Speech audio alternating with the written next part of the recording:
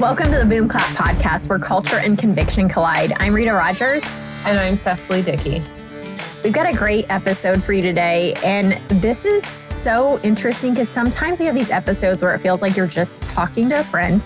And I know that this is my first time meeting, quote unquote, Keely. Like, we've only talked on social media, but it feels like one of those cup of coffee with a friend episodes. And I'm really excited for you guys to listen to it.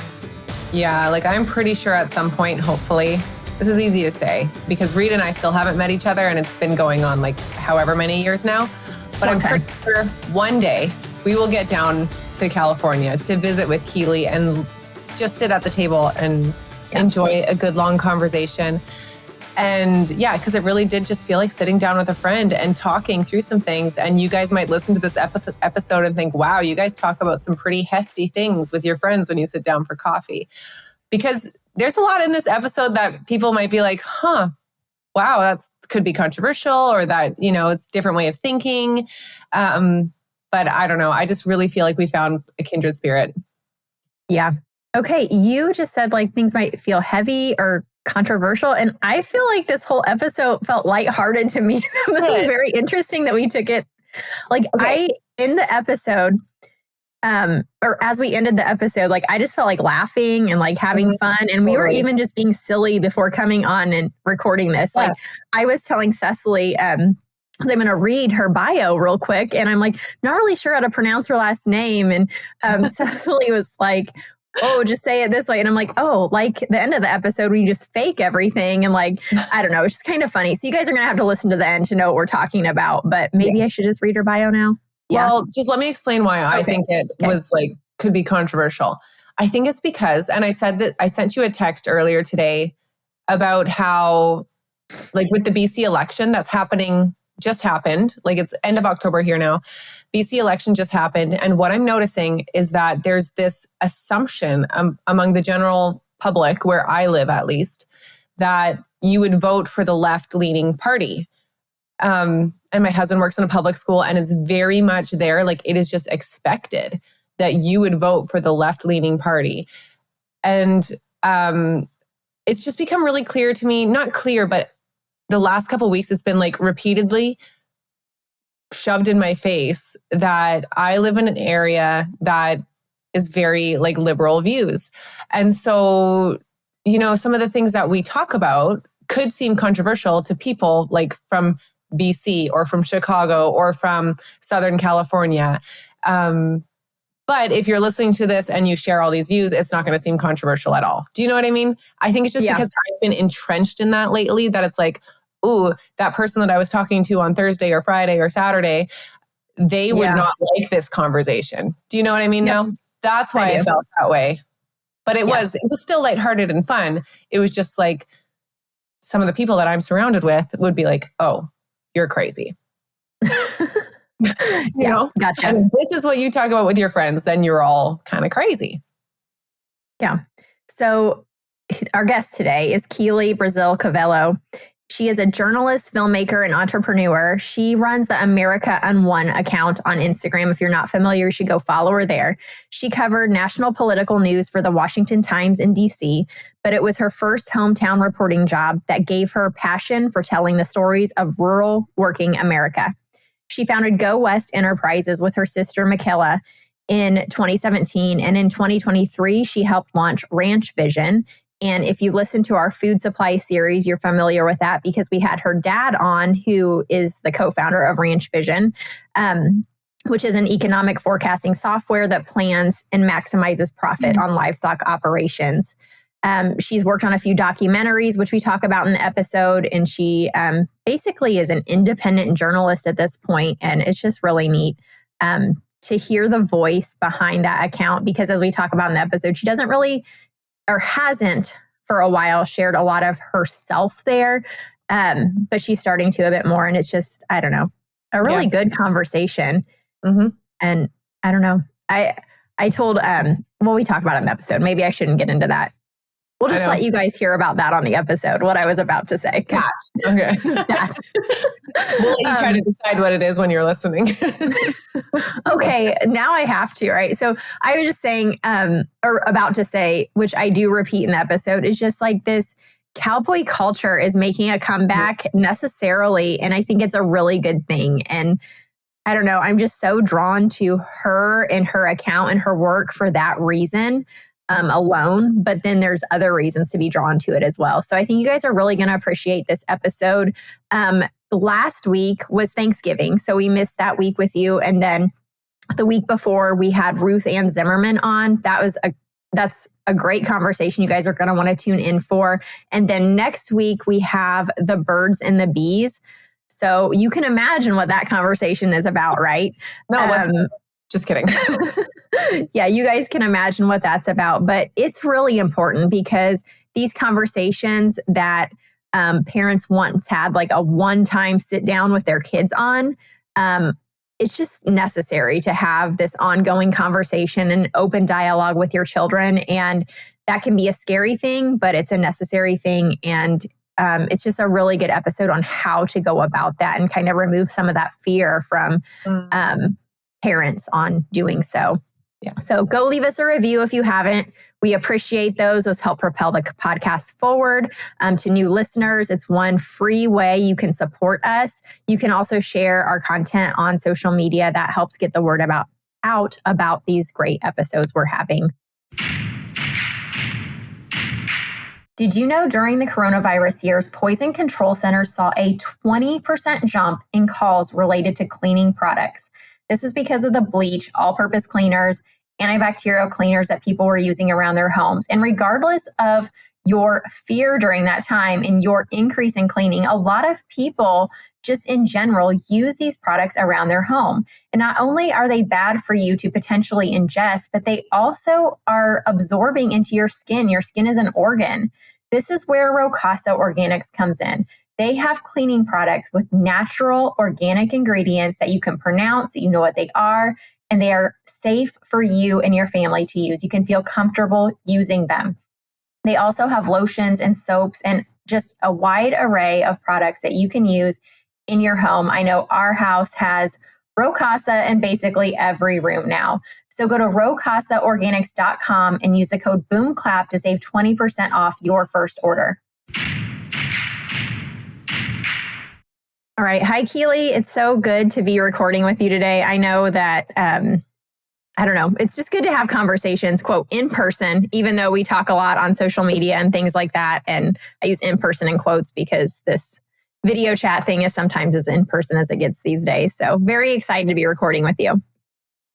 Same. Thank you guys for having me. I can't wait to talk with you more. It's so nice to just hear your voice. And I know we'll have a great conversation because we do on social media all the time. Yes.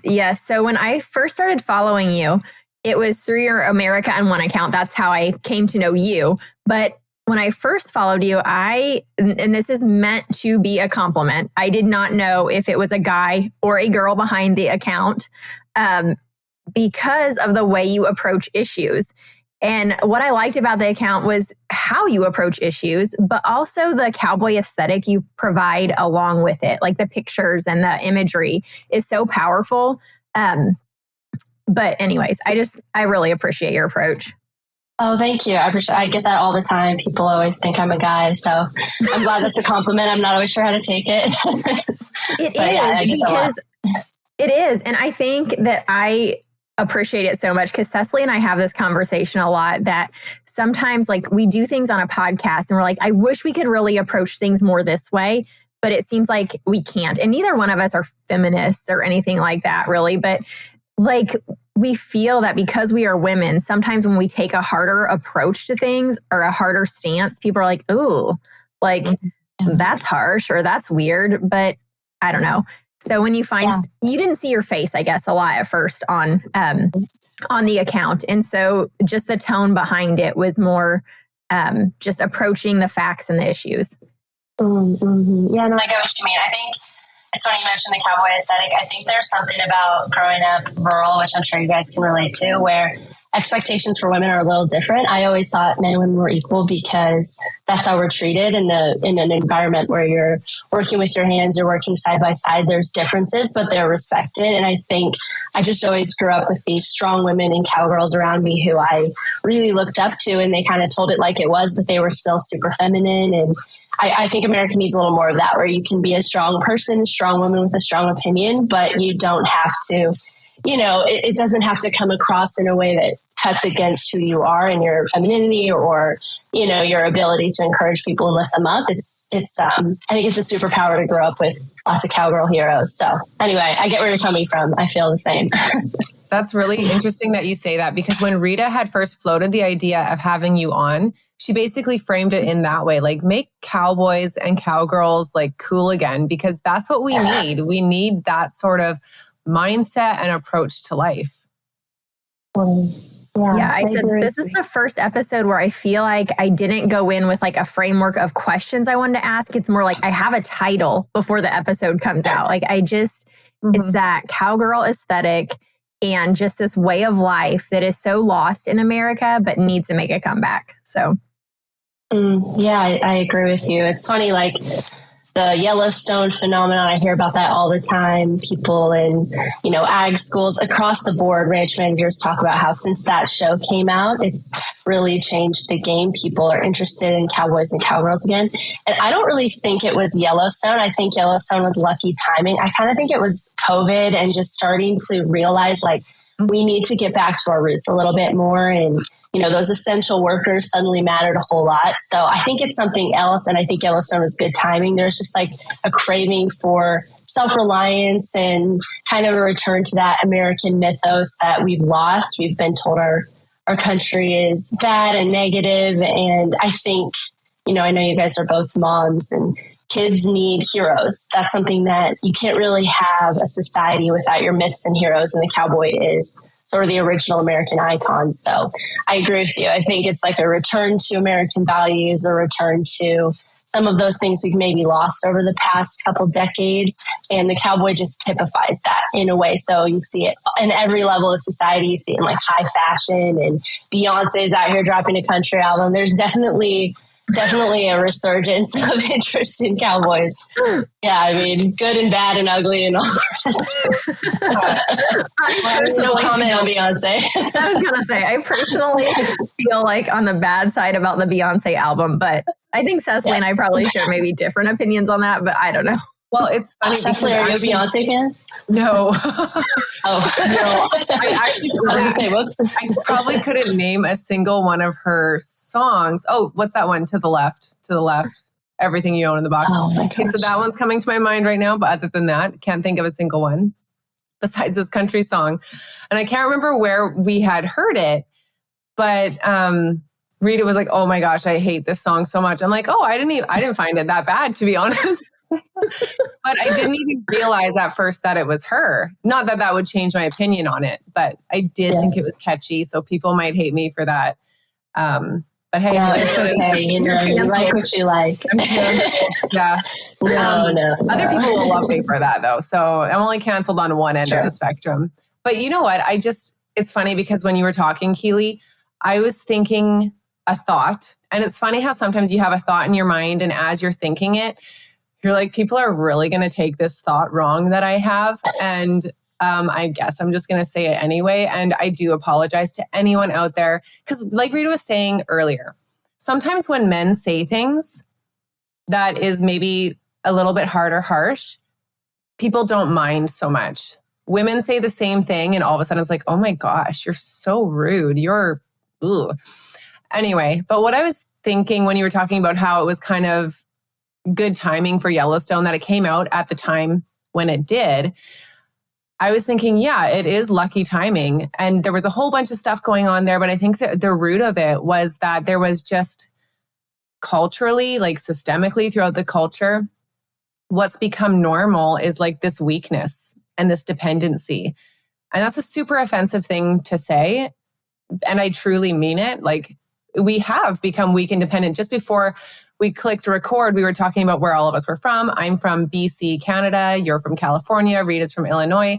And Rita said, this is the California of the Midwest, right? That's like politically, yeah. Yeah. And I was like, yes. And I'm in the California of Canada and you're just in California. So we're basically all from California, ideologically, right? And I don't know. I think it's become very common to just government-wise, we have this dependence on the government that whether we really realize it or not, we kind of asked for it in the way that people have been voting and in the decisions we've personally been making. And it's brought us to this state of weakness and dependency. Not that I'm advocating for a Yellowstone way of life where you like kind of kill the people that are getting in your way or like have these battles. Like that's a little too far, maybe. Yes, exactly. These political power struggles that are happening in illegal ways, obviously not advocating for that. I'm just saying we've gotten ourselves to a place of weakness and dependency. And I really think that's where this thinking like country is cool again, that's where it comes from. And I don't think people even realize that the reason they might think country is cool again is because of the fact that we're looking for that strength, Totally. Yeah, I completely agree with you. It's like, it's interesting to see that shift happening where people really value self-reliance again. And we've kind of moved away from that victimization mentality. And that's something that's always bothered me. It's partly why I started UnWon. I felt like, kids didn't really have heroes anymore because I grew up rural. I think you guys both did too. And I just assumed that everybody had amazing older people to look up to in their lives who were, I'm thinking right now of all of these men and women I grew up with who were just my heroes. They had the best hunting stories. They were so self-reliant. They could take care of themselves. They could take care of their family, their community. And to me, those are the most iconic people I've ever met. I think they shaped me, and they're not famous. They don't have podcasts. They've never been on a podcast. They don't have social media. They're kind of that old wisdom that we're really missing in our day and age. And to me, they were always really my heroes. And when Joe Rogan started becoming popular and he had all of these hunters on, I always thought, man, these hometown folks I know have better hunting stories. These guys are more self-reliant. They have the most, try not to say badass, but most tough stories out there. They were like the kind of the quintessential American independent icon. And when I went to college in LA County, I realized that most of my peers didn't really have heroes like that. They didn't see America that way. They didn't grow up with this idea of sort of the beauty of the American spirit. And it seemed like it was something that was really missing from our culture. And it shocked me because, again, I guess I was privileged to grow up with people like that. And I think there's just a hunger for those kind of stories again. There's a lot of fakeness. I think, like I said earlier, I think COVID was such a turning point for us where we really saw kind of when the rubber hits the road, what matters. And I think that kind of stripped away some of the fascination with celebrity. To me, it seems like celebrity hasn't been as important since COVID. There's been a big shift in the way that we think and approach what matters the most. And I think the most important people, there's a meme going around TikTok right now in the wake of Hurricane Helene and Milton. It said something like, in a crisis, you really remember that one redneck friend is worth 1,000 PhDs. Mm-hmm. And it's all these videos of the mule trains going up into the Smoky Mountains to help people out. And when the government failed and when, the bureaucracies failed these people, it was the communities that were self-reliant and had these skills that took care of each other. So all that to say, Cecily, it does seem like we're starting to value those things again. And I think that's a positive shift. It makes me feel hopeful for the future that we care about that again. For sure. So do you think, I feel like a lot of people are wanting that self-reliance and everything like you talked about. And I hadn't really thought about it from the standpoint of having heroes and kids having heroes, but you are so spot on with that. So spot on. That's a really good point. But do you think that the average American, because I wouldn't say across the board, but I think there is a number of people who are not rural at all and probably don't have any ties other than their food comes from rural America and they may not even know it or have connected that before. But do you think all of the COVID and all of that is why the average American is starting to have a stake in rural America and the stories you tell and things, because certainly they're not connected in any close way to these people that are living in a city. I'm trying to figure that out myself. I feel this massive shift right now in our society. And I think it's COVID was a big turning point. I'd love to hear your thoughts if you have them as to why. I've just noticed a real resurgence of interest in these types of stories, which has always been my focus for whatever reason since I was started working as a journalist back in college. I've always really wanted to work on these types of stories, these types of issues. This is always what's interested me. I've always had this kind of dogged conviction that this is the type of story that mattered and that people would care about it if they knew about it, even if they didn't live in rural America. So I'm not exactly sure if that's just been the shift in independent media. Podcasts like your guys, is people can actually get information from independent, knowledgeable sources, whereas before we only had mainstream media and they covered what they wanted to cover and they ignored what they didn't think mattered. And I saw that up close and personal when I started working as a journalist in DC. There was just this total disregard for rural America and the stories there. And I think it does interconnect, right? I think that it's both Americans wanting that mythos. They want to understand their countrymen and their history and their legacy. And we really are, especially here in the West and the Midwest, we have this pioneer spirit. We're the descendants of people who came out West to find what they found, and they braved the elements and they built a life for themselves. And that's sort of the larger story of America. But we've really lost that. Like Cecily, you're talking about this sort of weakness that's in vogue right now, and victimization, and that's not really who we are. And so I think getting away from those stories and losing those stories was maybe a product of mainstream media focusing their attention on the issues that they thought mattered, and they didn't really think rural America mattered as much. And now that we can tell our own stories for ourselves, and the media is a bit more democratized, you find out that there's always been an appetite for those stories. We just weren't being told. Oh, that's my thought. That's really good. That part at the end there is probably also spot on. So you touched a little bit on your history and a little bit on independent journalism. We'll get into both of those things, but first let's touch on your story a little bit more, like who you are, where you're from, why you wanted to do journalism, how you got your start, all of that. Sure. Well, I grew up in Northern California, up in Mendocino County, which is 2.5, 3 hours north of San Francisco. So that way out in the sticks. People usually think that I'm in Oregon at that point. There's a whole piece of California that really, again, doesn't make the impression, the idea that people have of California. There's large parts of it that are just as rural and honestly as red as it comes. I'm sure you guys can relate. In Illinois and BC, you have these communities that are just totally misrepresented. So maybe growing up with a little bit of that awareness helped shape some of the approach to journalism that I have. But I always wanted to be a writer, and I knew since I was a little kid I wanted to be a writer. And I was kind of raised in a family where you get a job and you work hard, so couldn't just be a creative writer. That was kind of, like an art form, which is something you did after work. It's not something you did for work. So I learned about journalism, and it sounded like a job where I got to write and also, ask invasive questions and be very curious, which were also interests of mine. So I thought, perfect, this sounds like a great job for me. So I went to school for that. I started working at my hometown newspaper when I was, 18 as a reporter. And then I went to DC and I did a semester there and worked as an editorial intern for the Washington Times during Barack Obama's second campaign for president in 2012. And it was very eye-opening. I always thought that I, wanted to be a political reporter because I was very interested in just the American story. My grandparents are immigrants, and I think, I was raised to be very proud to be an American, grateful to be an American, and I wanted to kind of be in DC where the action was happening.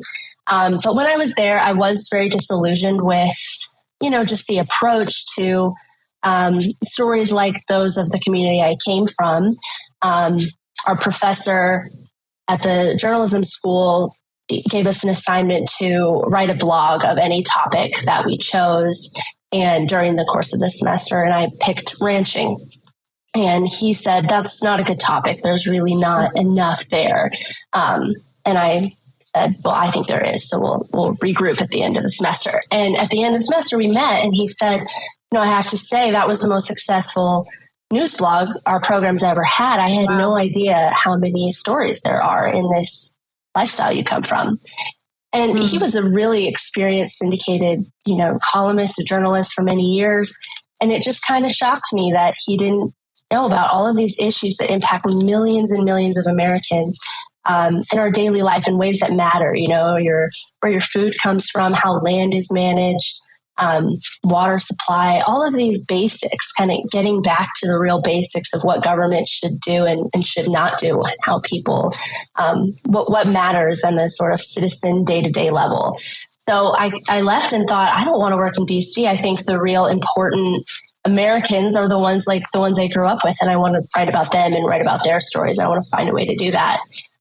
So it's been kind of a journey ever since of finding ways to use these new independent media outlets to tell those types of stories that I still think matter so much and are still really underreported. Though like you guys both alluded to, I think that's changing. I hope that's changing.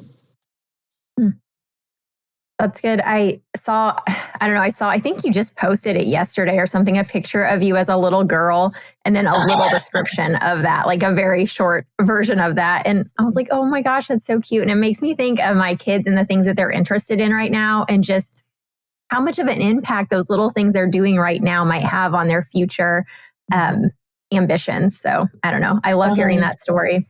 So is there anything, now I want to pick your brain a little bit now that I know that you're working in DC during that time period. Like, is there anything that sticks out to you really interesting that happened? Like any stories that we should know about? Gosh, I mean, it was an interesting time to be in DC for sure. I remember, I covered a Senate confirmation hearing of the new ambassador to Iraq on September 12th.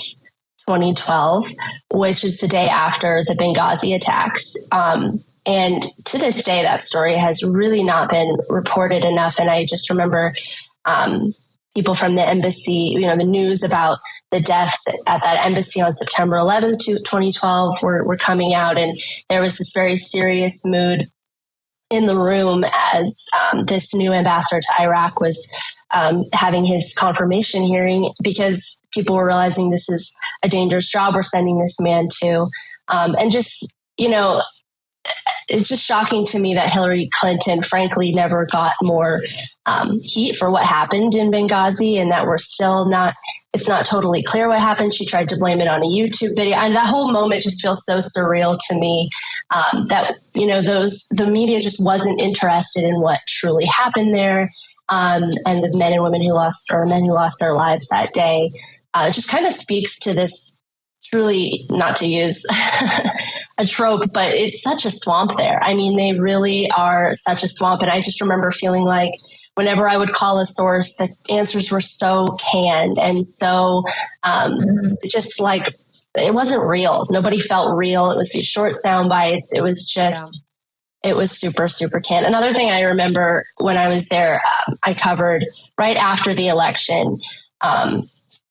There was sort of an underreported fact about the 2012 election results, which was that we saw more, I believe it was more partisan, city councils and state governments. It just became clear that states were becoming more polarized. So it would be all red or all blue. Mm-hmm. And I remember covering that, and Drudge picked it up. Drudge at the time was different. Drudge has changed quite a bit since then. But it was just kind of the early signs of some serious polarization that was happening under Obama, and that's happening to this day where, as we're 2 weeks out from this next election, I don't know that you could really have an electoral college sweep like we saw with Reagan in 1980, I believe. I just don't know if you could see that kind of, shift in American population in our thinking. We're very partisan and sort of super divided along these lines. And I think it was starting to happen then, and it's gotten worse to some degree. But yeah, it was I think Obama's term was polarizing in ways that we still haven't fully realized. Yeah. Well, I mean, there's so much blame always going around for how this polarization happens and how it worsens. And I feel like you were talking about these canned responses and stuff that they give. I feel like when we're talking about the polarization, not when we are, when the politicians are talking about that polarization, those responses are also canned. And I think when you come from a background like what you came from or what Rita and I came from, there's really nothing too canned about it because nothing can be sterile and predictable when you're growing up rurally or on a farm or on a ranch, right? Like every day has the potential to be different or come up with a new challenge. And you're just worried about that work and getting that work done and providing for your family. And there's no time for the canned responses. And there's also no need for the canned responses because reality is reality and that's what you're dealing with, right? And I have such an issue with the canned responses anywhere in life. Like Rita and I often will talk about speakers or pastors that say these like catchwords and catchphrases. And it's just so icky. And I don't mean anything bad about them personally. It's just, this is what they're exposed to. And then this is what comes out, right? It's what you're filled up with is what comes out. Anyway, back to the polarization and not to bring it to my local politics for now, but we just had a BC election. Like today is October 24th or something. And our province just had an election, which was very interesting because it's like going on at the same time as the American election and just seeing, even in Canada, just this hyper focus on the American election. And then people might go vote in the BC election, but there's not this hyper focus on it, you know, which is so interesting to me. But the polarization and the representation of communities. So I pulled up, when you were talking about polarization, I pulled up a map of, and the election here isn't even final. Like it was too close to call to the point that there's recounts and we still don't know the final results. But this is the map. And if you're just listening, you're not gonna be able to see it, but it's a map of BC. You can see how blue it is. That's all conservative, rural areas. And then if you look along the coast there, where it's orange, that's the NDP. And that's just in the urban centers, really. And there's one green area on the island, which is pretty normal as well. So it's just really interesting to me. And I know that those areas are where the population is. And so it is a good representation of values, et cetera. But it just shows the polarization and just the difference in values and beliefs about what's going to make something work when you're rural versus when you're urban. Completely. Yeah. And we don't really talk to each other anymore, you know, which I hope is changing. I mean, I feel like we're kind of getting back to that initial conversation we were having about what's changing in our society and this undercurrent of realizing something isn't working. And I've always felt that the real divide in American life and maybe Canadian life as well is rural and urban. It's not racial. It's not even really class. It's really rural and urban, I believe. And rural is kind of a broad concept of, you know, people who have more self-reliance, more connection to the land, more connection to reality, in my opinion. And I think that we just haven't been allowed to talk to each other for so long. And now that there's just been this shift in realignment and you're seeing these new voters changing party lines and kind of those old lines breaking down because people are realizing we do have a lot in common.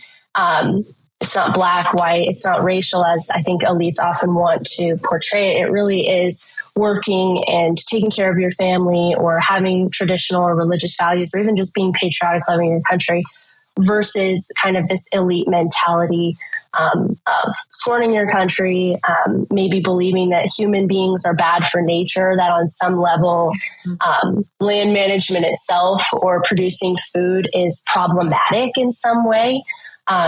Just sort of this super black and white sterile mentality that doesn't take into account the complexities, like you referenced, Cecily, of just living in a rural environment where you naturally have you're not going to be super partisan. You just want to find out what works and have conversations with people about what works because it impacts your life. So, does forest management need to be political? Really, no, it doesn't. You can just have conversations about what works, what prevents wildfires.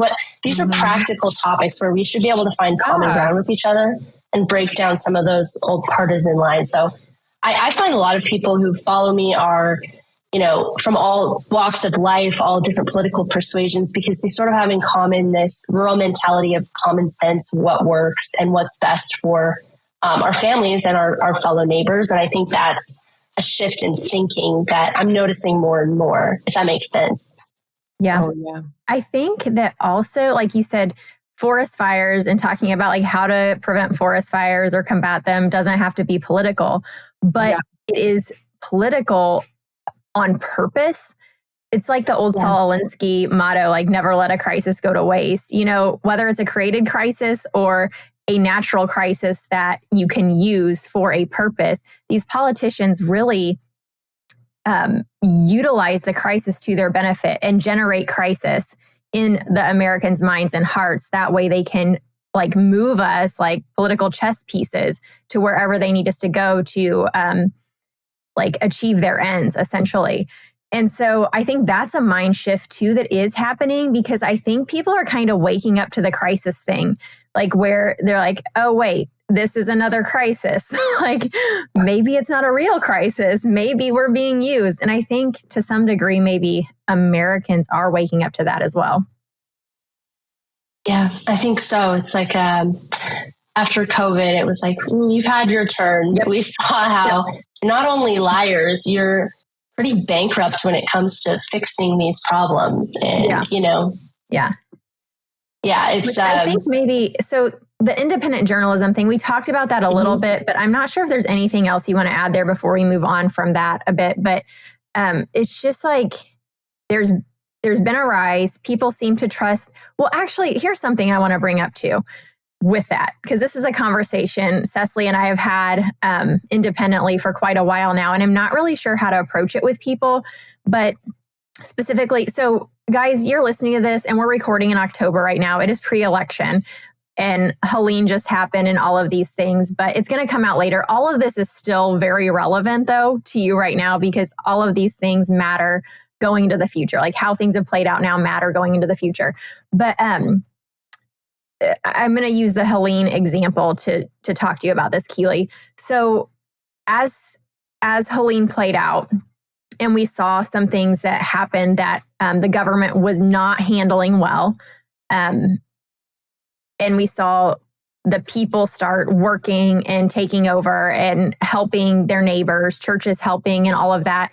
There were a lot of things that were put out online by accounts that also don't trust the government. But it was almost like they were trying to exaggerate the situation even more. And it was already a horrific situation that didn't need to be inflated in any way to make it more horrific or make the government look worse. Like they look bad on their own, And so I find that, yes, independent journalism is a good thing and it's rising up, but people also need discernment, because I'm just going to leave it at that and see what you have to say here. No, I'm so glad you brought that up, because I completely agree. I'm noticing this a lot more, and it is concerning. I think, unfortunately, the way social media works, the way the algorithm works, outrage is really profitable, and saying something insane is really lucrative. So I'm just seeing a lot of that. A lot of people sent me videos during Helene, and I was, covering everything that I could find verified about how the government was failing these people, and people there on the ground were saying, we need help. We're not getting our resources. Promised cash payouts were just loans, and most people weren't able to qualify for them. There was no internet. And I had covered in the past how federal government really failed these rural communities when it comes to broadband and the billions of dollars designated to broadband. So there's plenty of government corruption to talk about.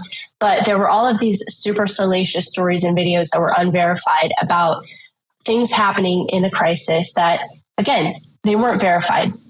And I think people want to be the first. They want to be the first to report something. They want to be the first to share this wild story. They don't want to get left out.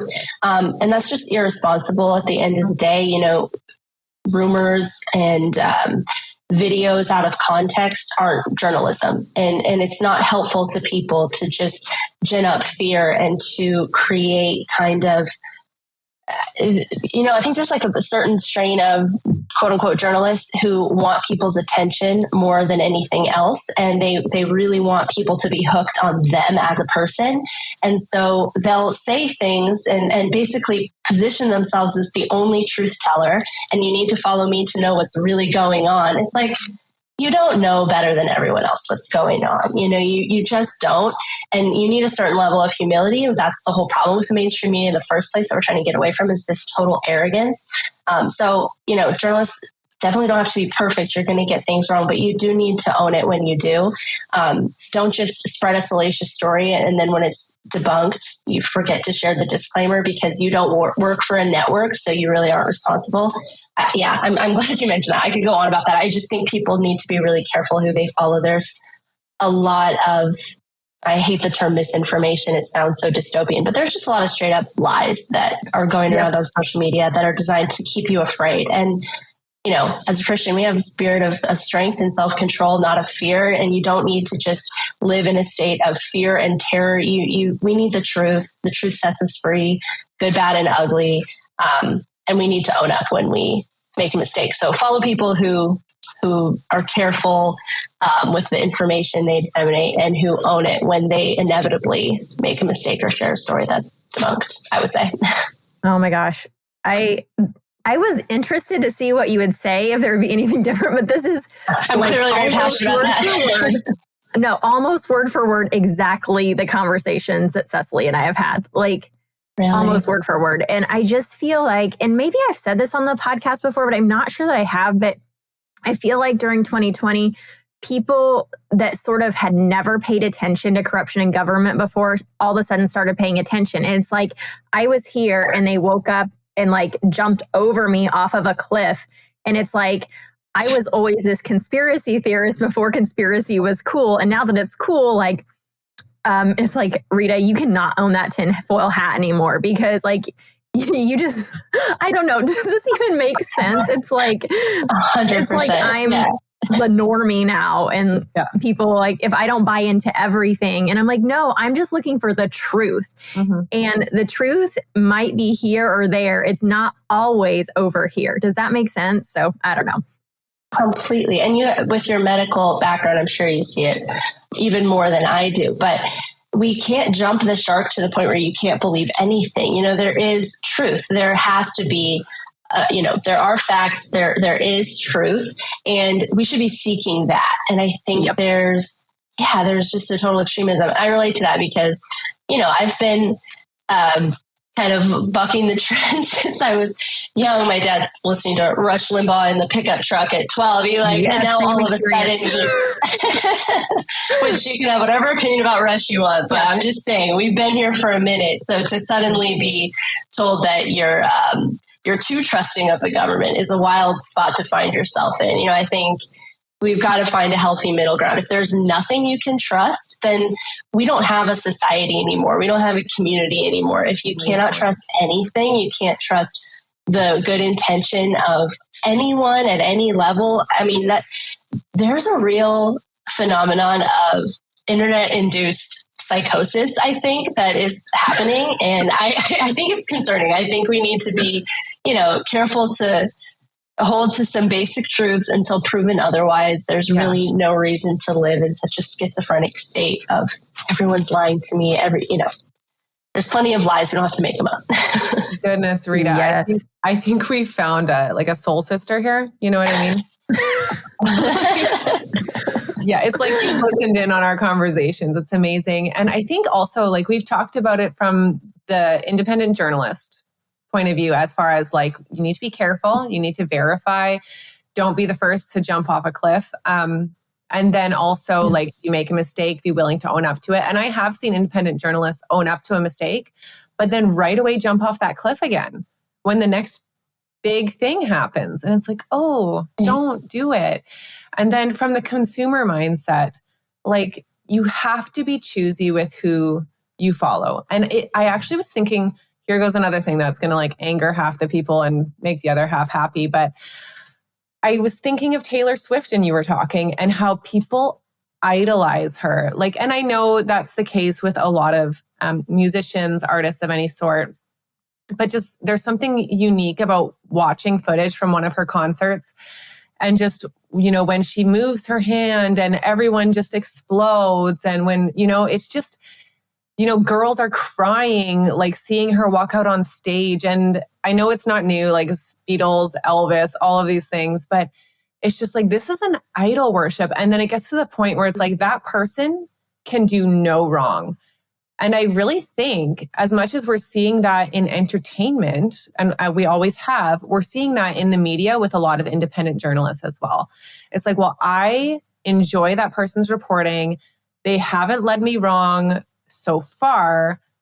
They can do no wrong. And I think that really starts to happen. And it becomes to a matter of like, well, where is your hope and where is your trust? Is it in this person reporting on Instagram? Is it in them writing breaking news across their stories for the third time in a day, or, across their feed for the fifth time that week? Like, I don't know. I right now am, Rita knows this, I'm really struggling with the internet and with social media. And part of me just like thinks the whole thing needs to be burnt down because it's such a crapshoot. But at the same time, like it is the public square. And anyway, so this is like a personal struggle that I'm going through, trying to figure out if there's anything redeemable about it, or if people are so obsessed with having idols and being idols that it's like there's nothing redeemable. And I mean, it's happening in independent media, which is a shame because we need the independent media. That's so true. I mean, I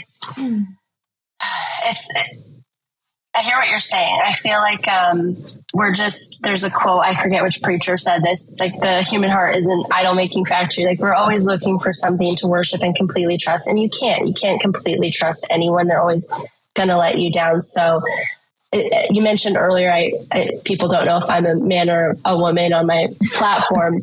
It's because I didn't on your platform. Yes, thank you for clarifying, Rita.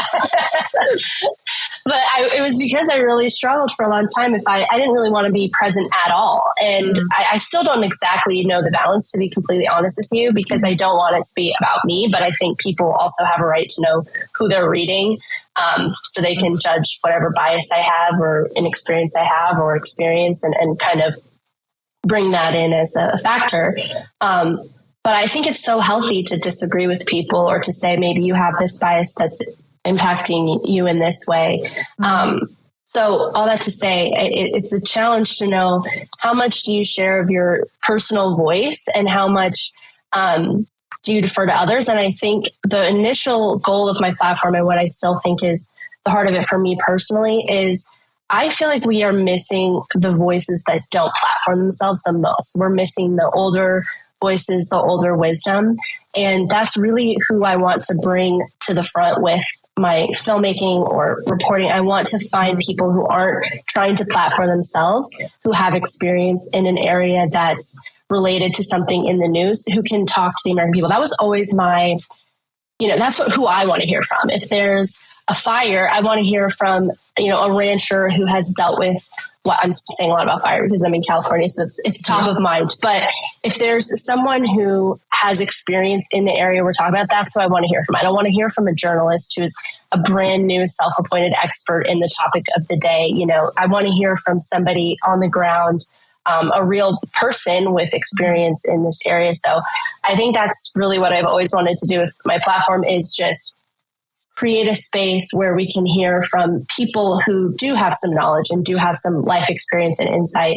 I wish the media did that more often. I wish they had more sources in rural America that they could call when things go down and get some inside perspective on. That's the type of wisdom I always feel is grounding and really missing in the media. I know so many of us are looking for ways to keep our families healthy while avoiding the doctor's office. And one of the ways that Cecily and I have both found to do this is homeopathy. We have both benefited from homeopathy and specifically Remedy Collective. They have been one of the ways that we have learned to care for our family. It's helped us not only with their remedies, but also the learning process.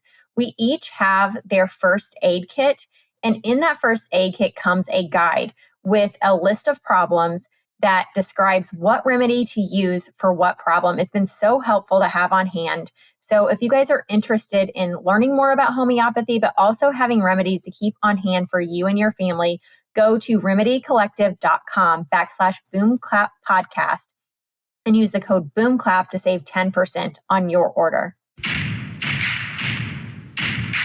So let's stay there and talk about your filmmaking a little bit. So you have one film already out, right? And then you're working on another. Can you just tell us about those a bit? Sure. So I never planned on going into film. It was kind of something that came to me in my 20s. I was surrounded by a lot of filmmakers. I worked in marketing for a little while, and film was a big piece of what we did. And I really fell in love with it. I think it's a really beautiful medium to tell these stories, especially some of these Western stories, like you're talking about the cowboy mythos. It's very cinematic. It's really beautiful. So I love telling stories about these people who I find really beautiful in a way that I've never seen them reflected in the media. So our first film was about, it's a documentary about California ranchers, West Coast ranchers, and just sort of what they face, their fight to preserve their land. That's been in the festival circuit for a minute and hopefully should be released in 2025. And then this last year, my sister, Michaela Gellies, and I, she's my co-director, we had the opportunity through an incubator in DC. We were accepted to this incubator and had the opportunity to make a documentary about a topic of our choice. And there was a murder of a rancher that happened in our hometown 3 years ago that's never been solved. So we took this opportunity to investigate that case. And it's a short film. It should be coming out in the next couple weeks on a platform that people can stream directly. So I'll share it with you guys if you want when that link comes out. That would be great. But it was just a great opportunity for us to, again, call attention to stories that we feel are totally ignored. In this specific case, long story short, where I grew up in Northern California is sort of infamous for illicit large-scale marijuana production. That's been the case since the 60s, 70s. And that has slowly morphed into a really significant cartel presence up there. So we have Chinese cartel, Mexican cartel, Bulgarian, all competing for land in this remote part of California where there's a history of marijuana production, and they're growing massive gardens, shipping a lot of the product overseas. So it's become a very dangerous situation. So the thought in my community was that this sweet older gentleman who was 85 years old and found with a gunshot wound to the head in his pickup truck on a back road, the prevailing belief was that he was hailed by a cartel member. And that was sort of this fear that just existed in our community. There were no answers. Nobody really knew what happened. And my dad, who I know you guys had on the platform a few months ago, he's a large animal vet. So he's in his truck and he works 3 hours in any direction way back in the boonies. He interacts with a lot of people who live off the grid for various reasons. And I was getting really scared for his safety. So this incubator group in DC giving us the chance to make a documentary, to me, it was kind of like redeeming my first DC experience and instantly just taking that opportunity to highlight a story that I thought really mattered that was, again, going totally ignored. And we were able to, well, people will have to watch it and think if we solved the case. I think we came to, I feel pretty comfortable that we know what happened. But we talked to sheriffs up there who told us about the cartel situation, and it was a pretty eye-opening, scary experience, to be honest. But just another example of something that rural Americans are impacted by. People all over the West will tell you about cartel presence in their backyards in the national forest, but you never really hear about this in the news. How long did it take you to make, or how long does it take you with both documentaries? I'm assuming they're different, but as far as time and what went into them, but I don't know. I'm just kind of interested. Yeah, totally. Documentary filmmaking is a wild experience. It's not glamorous. It is, I mean, we were shoestrapping these things. Like, they are really Yeah, both of them were totally different experiences, super fun, but you really have to think on your feet. And I don't know, we fell in love with it. I'm not sure why, because it's also by far the hardest thing I've ever done. The first one was an hour-long film, or roughly an hour, just under. It took us a few months up and down traveling, California. We would shoot for a few days at a time and then regroup with our team. This, because it was a short film, we shot it in 5 days with a crew based here in LA, some friends of mine. So it was Michaela and I and our 2 crew members, and we were out there for 5 days, and that's just kind of what the parameters of the project were. So we just went in there and figured out what we could, filmed what we could, and got it done in a pretty short period of time. It's so cool. I don't know about you, Rita, and this is a bad thing because we're always having ideas, but I kind of want to go make documentaries now. It's going to be really hard to do that together, considering that we're so far apart and still have not met in person. I know. This is what I mean. It's a totally bad idea, but doesn't it just sound very interesting? To go sounds fun. And hear people's stories that no one's heard before and bring them to light, and to actually go there and experience it while you're doing it. I love the sound of that. I mean, I'm sure it's so hard, and I don't want to just take all the oh, that sounds fun and exciting and cool. I'm sure it's really difficult, but I kind of want to try it. I feel like you guys could rock it. I think you could do it. No problem. Your moms, you're both in the medical. I mean, come on. This would be cake for you. For me, it was very stressful. Oh, I'm sure. But yeah, we need more documentaries. So I'm a supporter of this idea. I don't know. You do a good job though. Like you said, it's hard and it's stressful and scary and all of those things, but you make everything you do look kind of easy and cool. You're one of those people that I'm saying that. She's way cooler than me. I say this often about people to Cecily. just you got a cool aesthetic and everything just looks really neat, magazine-like to me. I don't know. I really enjoy it. So. Oh, that's very kind of you. Definitely not true. Social media is all a lie, Rita. Remember. That's nice of you to say. Yeah. Okay. So if I were to ask you what you believe to be the top handful of issues you think are impacting rural America right now, and if applicable, how it's impacting all of America, what would you say those are?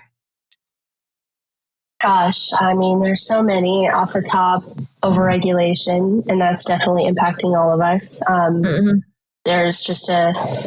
There's way too much bureaucracy in government tying up every producer who makes the food that we eat, and they really have a stranglehold on a wide range of industries from fishing to ranching, and it's causing our grocery prices to go up. I know Kamala's talking about, she tweeted this morning something about going after the price gougers that are causing our groceries to go up. It's really about government overregulation that makes it impossible to compete.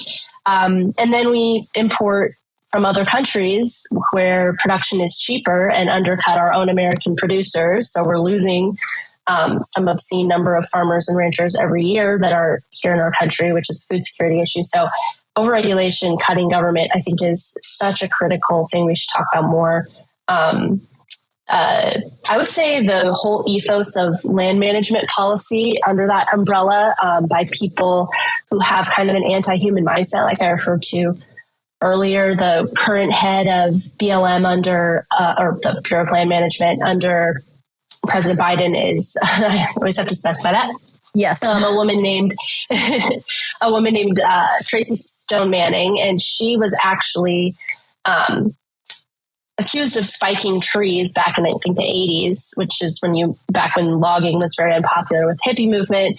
People would put metal inside of trees so that loggers who went to cut down the tree would have their life threatened. They would try to chainsaw a tree, and maybe it would, it was a really, really dangerous thing that was done to basically prevent logging and to save the owls and so forth. And Tracy Stone Manning was involved in the tree spiking controversy and most likely was part of a tree spiking operation. She was a member of a radical environmental group at the time. And now she's the head of our Bureau of Land Management. And, I think that just kind of shows that there's a mindset in our government that humans are bad for nature, that we need to get off the land. And these are our resources in America, and, and the same in Canada, which has vast, beautiful open spaces.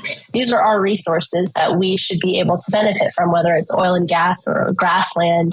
The government shouldn't be there to keep us out. They should be managers of our shared resources for the flourishing of citizens. And instead, you have people running these bureaucracies who are attacking ranchers to justify their existence and their funding, but also because they fundamentally believe that it is humans versus nature, that we're not part of nature or antithetical to nature. So all that to say, I think our bureaucrats should not be activists who are seeking to destroy American opportunity.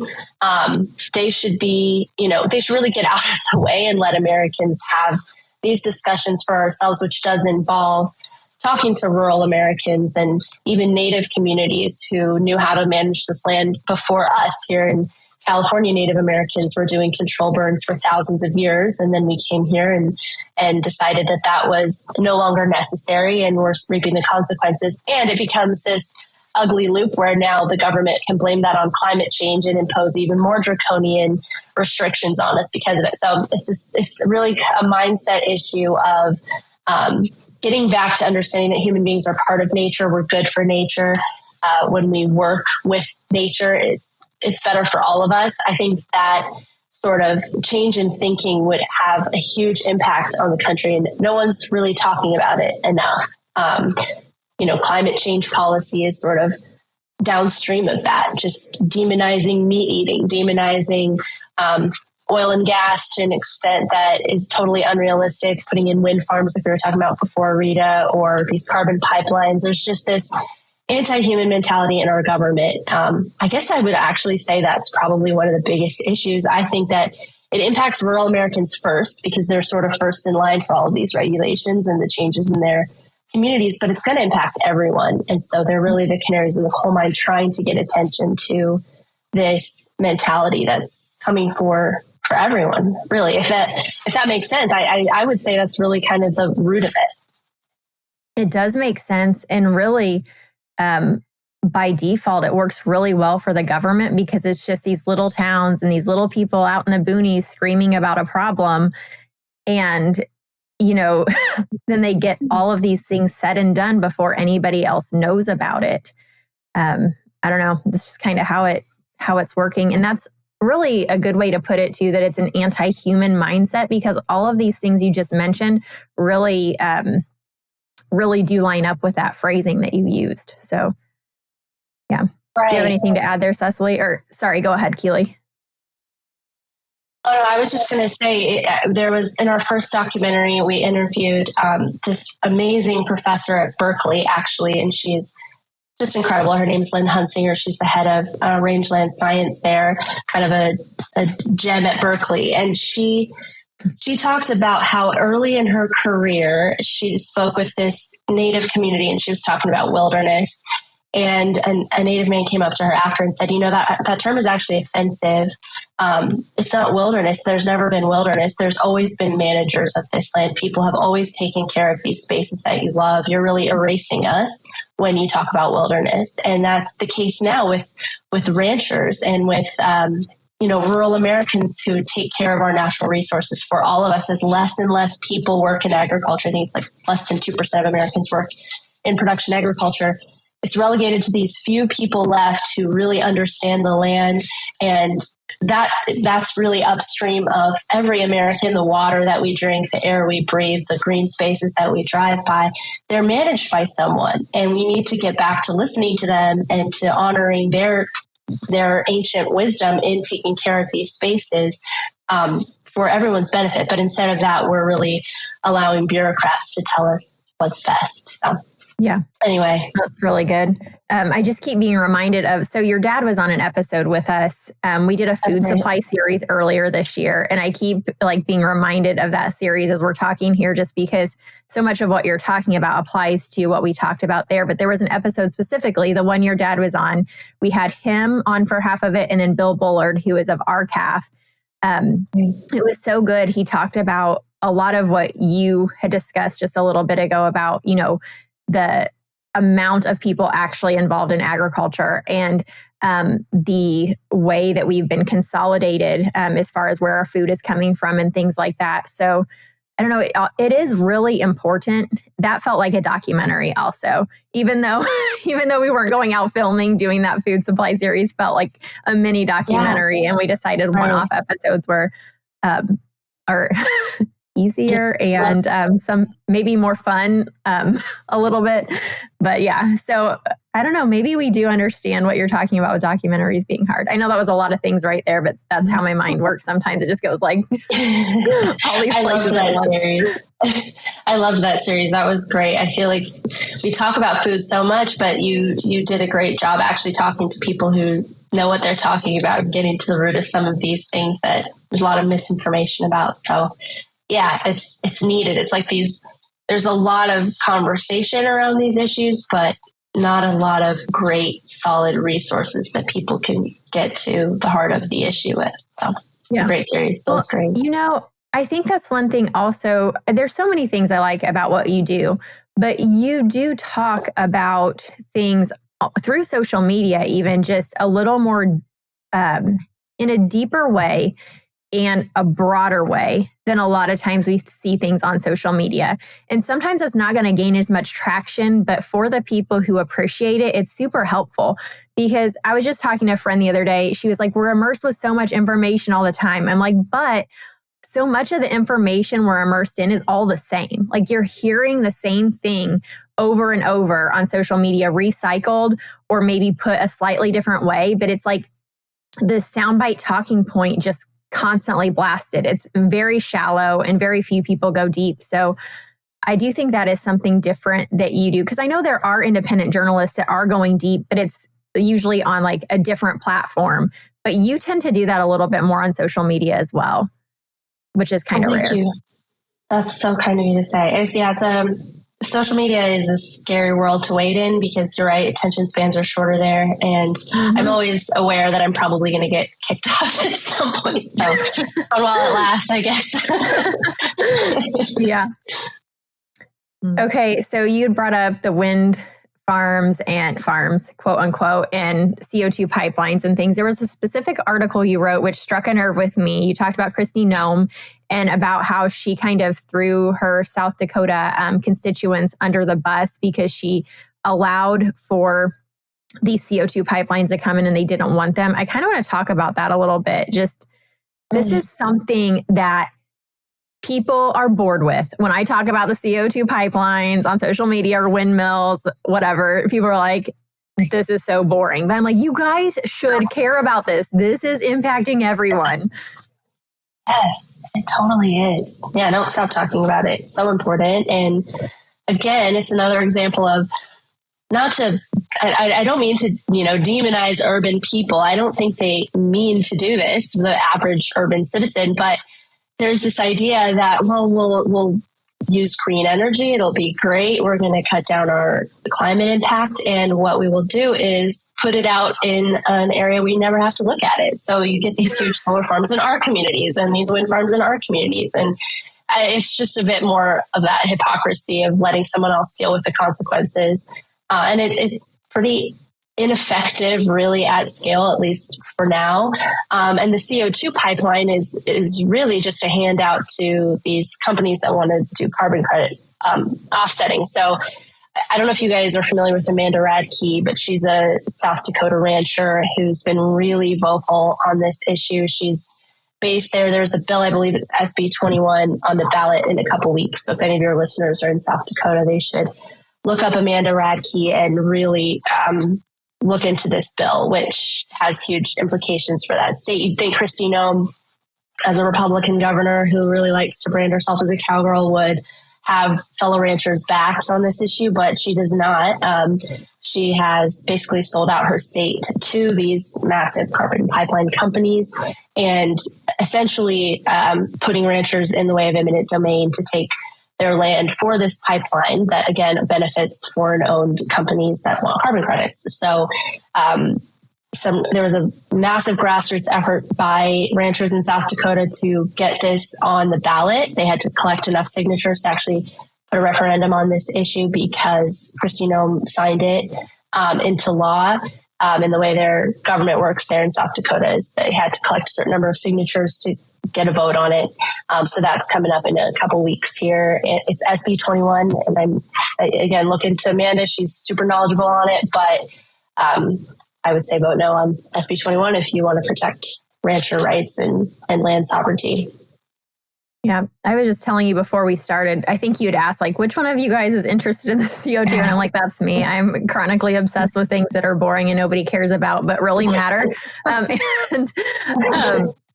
was telling Keely, but I'll say again so the listeners can hear, we live in Illinois and close to the Indiana state line. And in Indiana, there is Wabash Valley Resources going in, again, a very rural, poor area. In fact, I went to one of the town halls about it, and this woman got up and she was talking and she's like, I know exactly why you're doing this. Like, you think that we're stupid. And you thought that you were going to come here and it was going to be easy, because originally they were going to put it into, or a little bit closer to a city area. But they said that was going to be, quote unquote, I think he said political nightmare or PR nightmare, something to that extent. So they moved it out to the outskirts where people didn't find out about it for a while, and then, thought these people were just going to accept it. And they were giving these people something like, so they said the underground resources are not typically anything that anyone owns. So they don't have to pay people for putting these things under a person's property. But they were basically framing it as they were being super kind and generous by giving them any kind of settlement for this. And it was going to end up being something like people would get like a couple $100 a year. And they're like, so I can go out to a nice dinner for having a CO2 plume under my house that could potentially leak at any time. And it puts our aquifers at risk. So anyway, it's just all very interesting how this is happening. And what you said about it being a tax credit. So this company is actually a company that's producing anhydrous ammonia, apparently, and then capturing carbon as an offset. So basically, they're being able to put in a company for free on the taxpayer dime because they're getting credits back, tax credits back, and a payoff from the government to like start their company up. So this is like $1 billion thing for them. And I was also telling you beforehand, there's already carbon pipelines in Illinois through ADM. And just a few weeks ago, they released that they have had some leaks, some detected leaks. And so carbon's a gas. You don't know where it's going to go. And they're trying to tell us it's not going to go to our water supply, but that's one of the risks. And they are like, well, we're monitoring the risk. Well, monitoring doesn't prevent anything. It just tells you if it happens. So what are we going to do when we have these things all over the United States and all of our water supply is at risk? It's the dumbest thing I've ever heard of. Yeah, completely. And they're using eminent domain, which is really for public utilities like roads. And they're claiming that this carbon pipeline is a public utility. It's not. It benefits certain companies, certain corporations. Yep. And I guess the argument would be that, sequestering carbon is somehow beneficial for everyone. It's really absurd, especially given that cattle sequester carbon much more effectively, forests sequester carbon. So just managing the land the way we've always done, the way ranchers have always done, the way that nature intended, is effectively sequestering carbon much more than a pipeline that you're running through people's private property. It is really absurd. And I just checked, it's actually RL 21, it's referred law 21 now, so I misspoke earlier. But yeah, and when you have a Republican who allegedly they care about ranchers or property rights, whatever, and they're signing these things into law, you really just have to examine some of our corporate and elite entanglements that, again, just they don't really look out for working people. They haven't for a long time. So it's not just having a letter by your name. You got to really check what these people are doing and if they walk the talk. So yes. Yeah. Yep. We'll have to link to that food supply episode that your dad was on in these show notes, because he did a wonderful job of explaining how cattle actually offset carbon.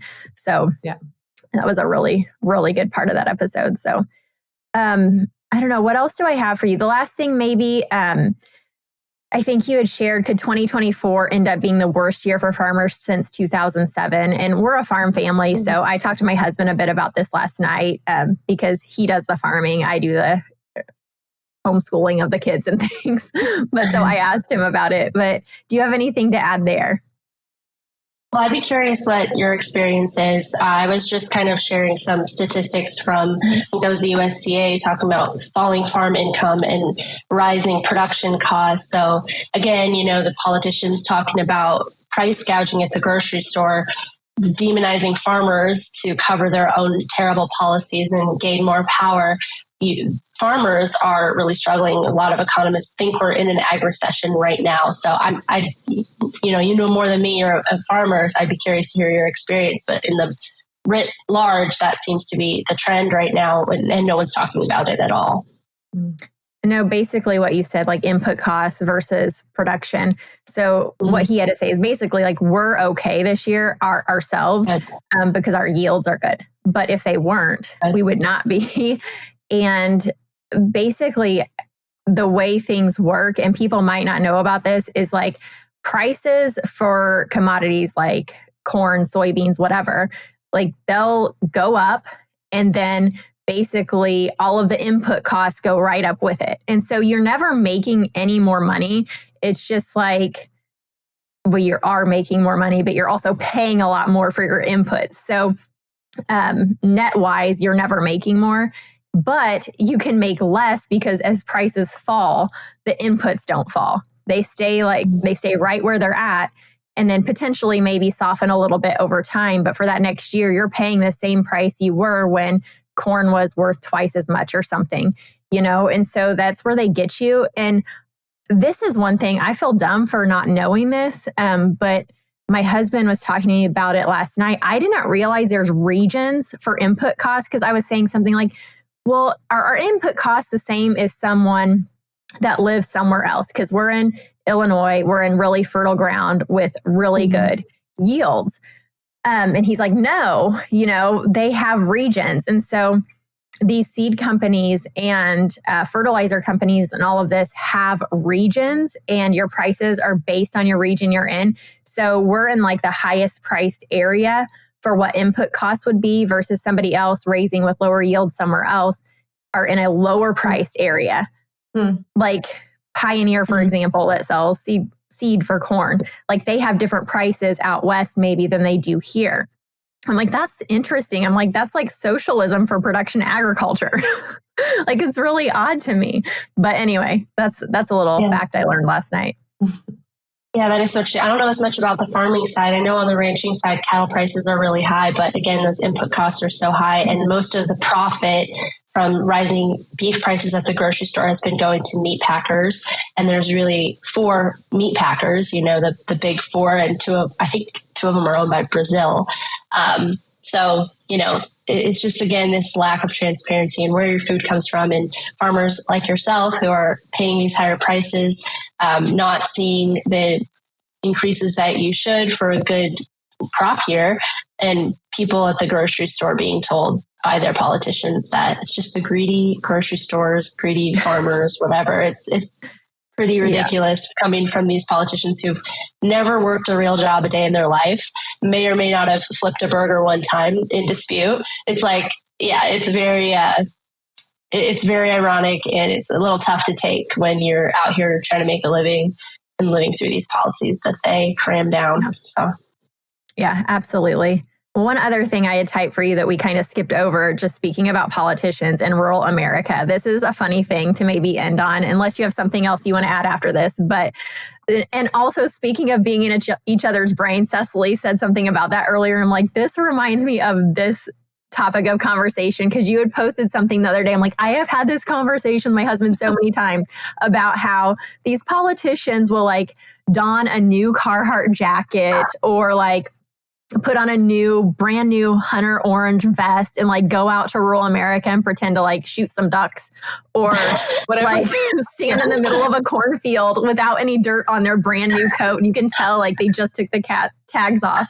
Like, do they think we're this stupid? Yes. The answer is yes. Yes, the answer is yes. Oh, it's so cringe. I hate it so much. It's so fake. And I mean, I try not to be super political. This is an election year, so it's hard. But I do think that's one thing that, again, the media doesn't get about Trump and his appeal with rural people is he doesn't do that. You know, love him or hate him, he kind of shows up in his private plane and his goofy giant red tie and his expensive suit. And he just kind of, with his Queen's accent, he just is who he is. And I think that's better than pandering. And I think, you know, minority communities feel this way too. You had Obama out here scolding black men the other day for not voting how he wants them to. It's so insulting. It's really, you know, lowering people to their lowest common denominator and just treating them like a voting block who has to do what you want because you own that voting block. And people are individuals, you know, they have their own needs, their own priorities. They want to take care of their family, their community. Politicians need to get better at speaking to what we want and not just trying to mimic us or pander to us. And I don't know, I think that's, with all of the positivity about the shift in conversation, one concern of mine is with the popularity of cowboy culture and all of this.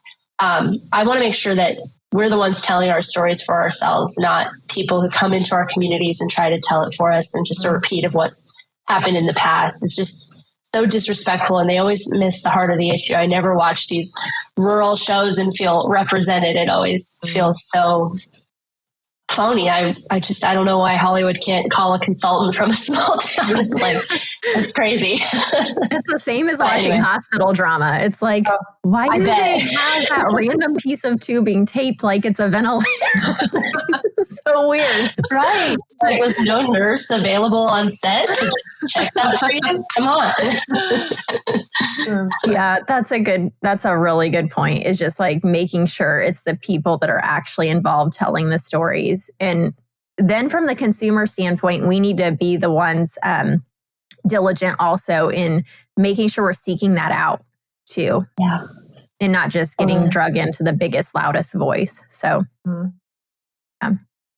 No, Cecily, you've been awfully quiet for the last little bit. I feel like you need to say something. Oh, I'm just taking it all in. I can see the wheels turning. Oh, they're turning. All right. Thank you. No, it was just... She's planning your documentary. Honestly, yes. Yes. I have ideas, Rita. I'll talk to you after. But no. I was just thinking, such a great conversation and wide ranging. Like as we were wrapping up talking about, you know, fake duck hunting and whatever, I was thinking back to the beginning of the conversation and just like on all the different things we touched on, like it was so wide ranging. And it's really rekindled my passion also for the food supply series that we did. We've done so much since then, right? So it's easy to kind of not forget necessarily, but it's not front of mind anymore. But I mean, if anyone hasn't listened to that yet, you have to go and listen. Like there were 5 episodes in that series that I really feel like touched on such a large portion of the agriculture industry and the challenge that farmers and ranchers are facing. It was just really good. And so I appreciate talking to you for so many reasons, but also just to remind me, it was like, man, that was a good series. And there were some incredible guests that like most people wouldn't know their names, like you said, but they're in there and they're doing the work and they know what they're talking about. And I don't know, I just appreciate that you were able to bring those memories back for me because that was some really great episodes in that series. Yeah, co-signed. Everyone should listen to that. And you kind of did what we were talking about earlier with the problems with independent media figures who center themselves. And when you really should use any platform you have to talk to real experts or real people with knowledge on a subject, that's exactly what you did in that series. Is you reached out to people who weren't necessarily celebrities or, you know, with massive platforms, but who really know what they're talking about and can communicate that to consumers. So yeah, you solved your question there, really. And that's what more independent journalists should do is highlight the true experts. The true experts. That's a good way of putting it. So, all right. Well, Keely, thank you so much for coming on with us. If you have anything else to add, please do. But before we hop off, tell everyone where they can find you, please. Well, I love talking with you guys. I feel like I could talk to you forever. So thank you for having me on. I appreciate it. You can find UnWon on Instagram, America UnWon, UnWon. And also same website, AmericaUnWon.com. I just started a Substack, so the link is there too. But yeah, thank you again so much. I really love talking with you both. Yep. Thank you. Thank you. That was so fun interviewing Keely. Absolutely love that conversation. Just want to remind you guys, if you haven't listened to last week's episode with Ruth Ann Zimmerman, go ahead and do so. She is such a lovely person. Loved that conversation. If you haven't listened to our food supply series yet, I'm thinking this episode is going to make you want to do that. So just go back. It was summer 2024 that early summer. Yeah.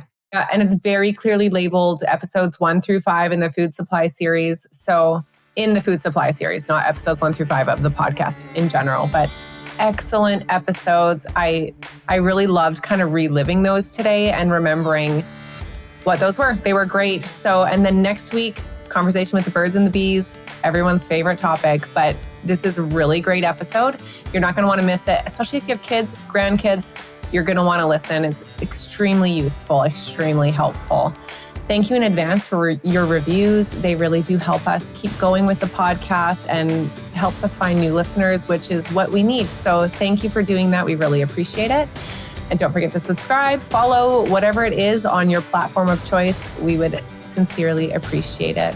If you want to find us outside the podcast, you can find us on Instagram at boomclappodcast, or you can find us individually. I'm on Instagram at cecily.dickey or my website, thegracetogrow.com.